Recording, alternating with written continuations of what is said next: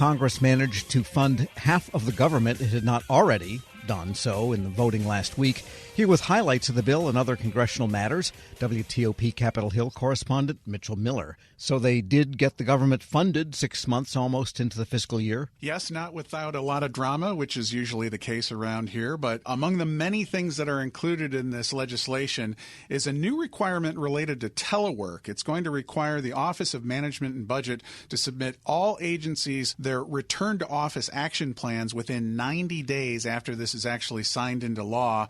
Agencies are going to have to provide more information on their telework policies, the average number of employees working in the office during a 2-week period.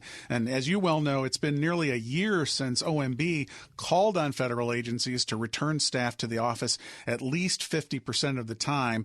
The action also looks for workforce factors, including productivity and employee engagement, ways to measure these type of things. So this has been part of this effort of lawmakers to push to try to get these federal agencies and federal workers back into their offices. Yeah, in some ways, then the Republicans, which are in favor of more return to the office, are oddly aligned with the White House on that particular matter. Yeah, that's right, because the White House has also been pushing these agencies to do more. So there really is kind of a coalition here. Some of the federal unions, as you know, have been pushing back on some of the things that have been done. Others have been a little more amenable. But clearly this push, again, related to telework is going to keep happening. And the IRS funding that it originally was promised for the 10 years seems to be shrinking. Right. So there was a huge amount of billions of dollars going to the FBI, and now Congress is giving it a bit of a haircut, in fact, quite a significant haircut of about $20 billion. This is money that was going to go to an over-the-years modernization series of funds to the IRS to try to get them to upgrade all of their computer equipment and a variety of record keeping. And the agency still has about $60 billion under this modernization plan, but this was considered a victory for Republicans to cut back on some of that. And then a much smaller amount of money, but certainly significant to our area. There is more money going to the FBI headquarters, which is going to be built in Greenbelt, Maryland. The Maryland delegation securing $200 million to go toward projects related to that. That's on top of $375 million that was appropriated the previous year. Lawmakers say that there's about $1.5 billion in the pipeline now for this new headquarters. So still a long ways away from that first spade going into the dirt, but also, Virginia lawmakers are trying to reverse this decision. They were, of course, competing for another site in Northern Virginia. They are really touting a GSA Inspector General's investigation that is ongoing. However, I think it's pretty unlikely at this point, given all the talk about this new headquarters, whether this is actually going to be reversed. Yeah, and $200 million this year, that'll just about cover the environmental impact studies, maybe, right. And putting up a little fence around the property. I wanted to also ask you about the pay raises. Those seem to have gotten solidified for federal employees and service members in there. Right. So this is, of course, a big one, and it's related in part to the inflation. There's a 5.2% pay increase for military personnel, also the same amount for federal government employees. So pretty significant bump there in this major omnibus bill. However, as we look ahead to 2025, the White House has proposed a pay raise of only about 2%.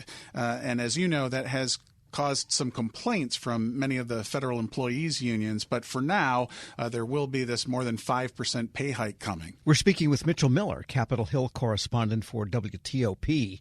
And of course, now Congress is going to be leaving for a couple of weeks of recess. But there is the 2025 budget proposal, anyway, that came out a couple of weeks ago from the White House. Any action on that? What are they going to do next there? Right. Well, they have started to kick off some hearings related to that, and there is a lot of discussion about the proposals. Of course, it's $7 trillion plus from the White House, that starting point to get the discussion going. And then this past week, Republicans also released their own proposal for fiscal 2025. And the one thing that's really getting a lot of attention, not surprisingly, during this political year is a GOP GOP proposal to raise the age for Social Security. They are recommending that it be bumped up from the current 67, but being a political year, they didn't say what that would actually be. But as you might imagine, a lot of congressional Democrats are jumping on that, saying that the Republicans want to cut back or to make it longer for you to actually get your Social Security. So I think that will be a big talking point moving ahead. But some of these hearings now are moving forward finally, as we have completed work on 2024's fiscal year close to 6 months after it was supposed to be approved. Yeah, and that idea of some sort of form of Social Security reform probably comes on the fact that the CBO itself reported that for the next 10 years there's going to be trillion-plus dollar deficits, and it's not driven by what Congress appropriates to operate the government, but by CMS, Medicare, Medicaid, Social Security spending, and interest on the debt, which is growing. Right, and there's been a handful of lawmakers from both parties who have been warning about this for years, but it always seems to be taken over by what some people call the politics of today, that whatever is happening now, they just want to push it down the line. And that is going to come at some point. And a lot of the people that have also been warning about the federal budget deficit have been pointing to this as well. However, there just doesn't seem to be the political courage to move forward with anything specific on this. And what can we expect on Ukraine aid, Israel aid? This is all kind of in limbo at this point. Right. House Speaker Mike Johnson has been very coy on this.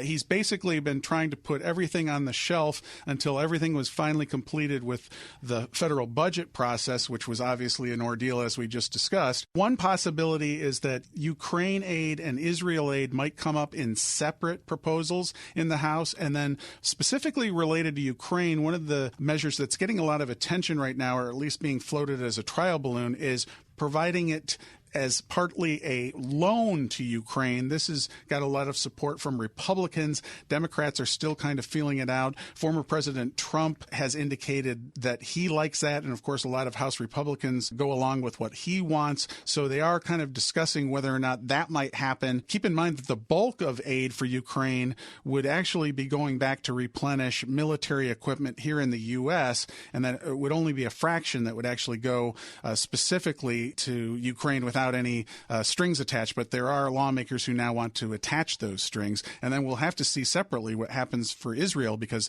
there's a big push there as well. Yeah, well, it was Franklin Roosevelt that started Lend-Lease, so there's some precedent for this in the recesses of history. And just a final question about the state of security on Capitol Hill itself. Lawmakers starting to get concerned about their own personal safety. Right. There was a hearing last week that was very interesting. There's been a lot of talk from House Republicans about crime citywide in D.C., but this really focused in on what's been happening around this Capitol complex and in the blocks that extend nearby. And there's been a lot of high-profile situations where a lawmaker was carjacked just a few blocks from here. There have been staffers who have been held up at gunpoint. Another lawmaker was assaulted, and so there has been real concern about what is happening along the blocks around the U.S. Capitol, and some are saying, are tourists or people that come to D.C., are they going to be safe?